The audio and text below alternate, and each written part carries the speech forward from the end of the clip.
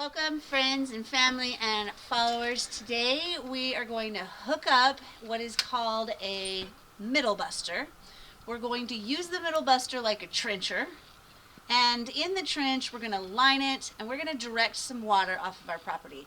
Our property has a beautiful slope. We absolutely love that, but you have to tell the water to go where to go here, because if you don't, you flood your shop.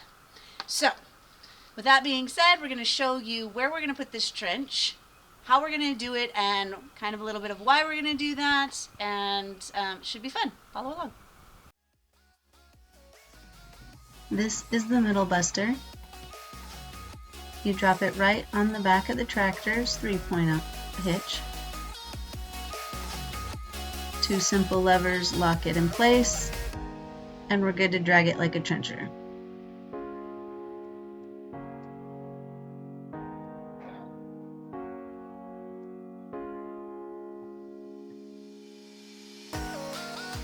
Some large roots do stop the tractor here and there, but for the most part, this tractor pulls right on through it.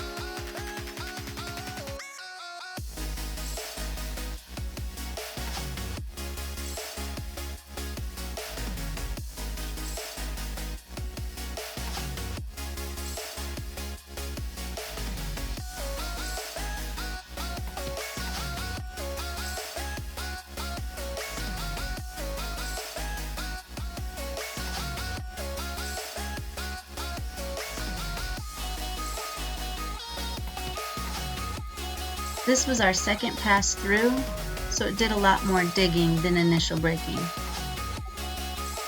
When it dug, it pulled up huge rocks like this one.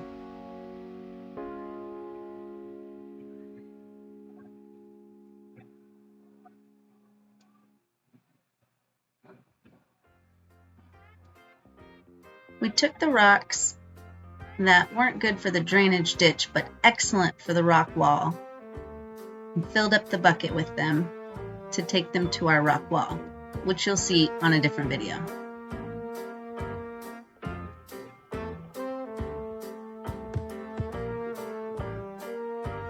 The rest of the day was filled with filling the trench with the rocks that came up and out of it.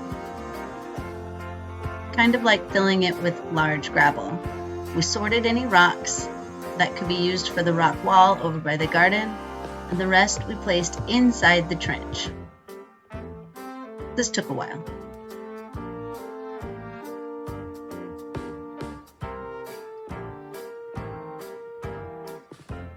Over different projects, we had piles of rocks at different areas of our property.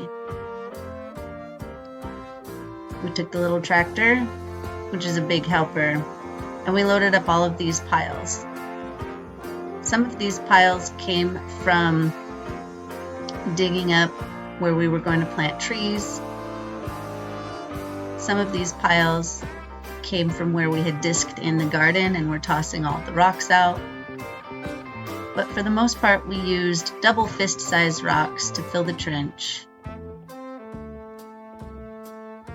This little man absolutely loves the tractor.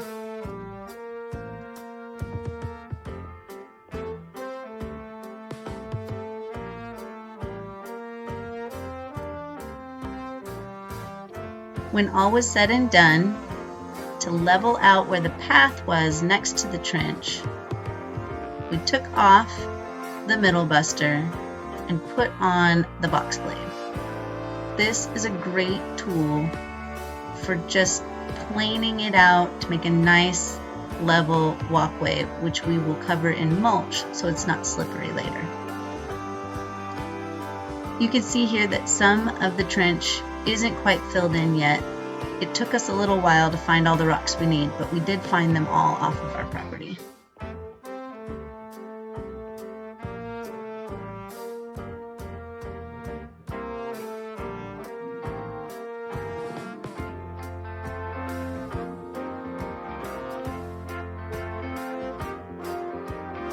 It took Solomon a couple of passes on this section because we had accidentally put the trench a little too close to this tree and had moved it over to the left, as you can see.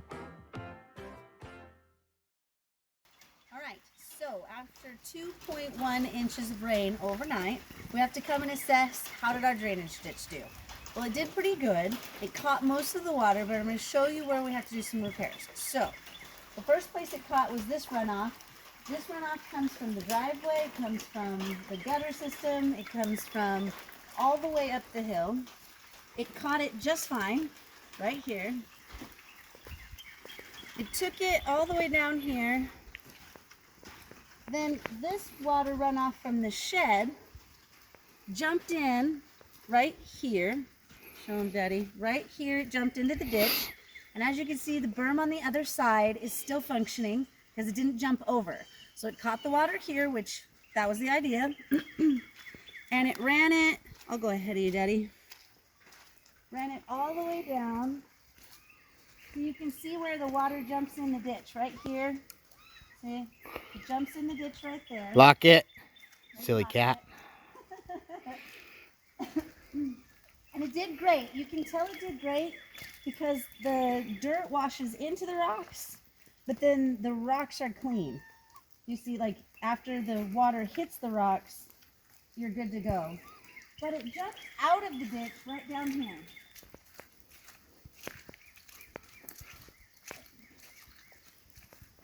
So we had one jump out right here. You can see where it kind of went over this rock and kind of out the ditch right there. So I'm going to move this rock. And then right here, The OG dog. the berm got bit down so it could catch the water, but it didn't catch it well enough because it didn't make the curve and hopped out. And you can see the ditch that it made in one night. You can see that we lost several inches of soil all the way down the middle of the path. Right there. Yep, exactly. There's our photobombing dog. Yes. So we're going to have to get our shovels out. We're going to have to make this corner better. But otherwise, the water made it. You can tell there was still, and there is still some, and it's raining right now, some water that still made it through the ditch. You can see where it pushed the sand particles and so on and so forth all the way down to the pond. And our pond is up a foot in one night. It went up a whole foot. So, drainage ditch, working, has issues, but working. It would not be a day outside without critters. Dennis got his hands in some fire ants, which we soaked in baking soda, and he was fine. Ashley found a tiny snail. I found an interesting caterpillar, which underneath was super colored. It was beautiful. We also found a lizard skink thing. So we Google them and we find out if they're good, bad, or indifferent for our farm and our family, and then we free them and we move on. This is homeschooling at its best. It's also tons of fun. Thank you for joining us on our drainage ditch adventures. Please remember to hit like and subscribe, and then of course grab that notification button too, and you'll be notified every time we post some new thing that we're doing. We really hope that by this you can also see how we are all blessed beyond measure.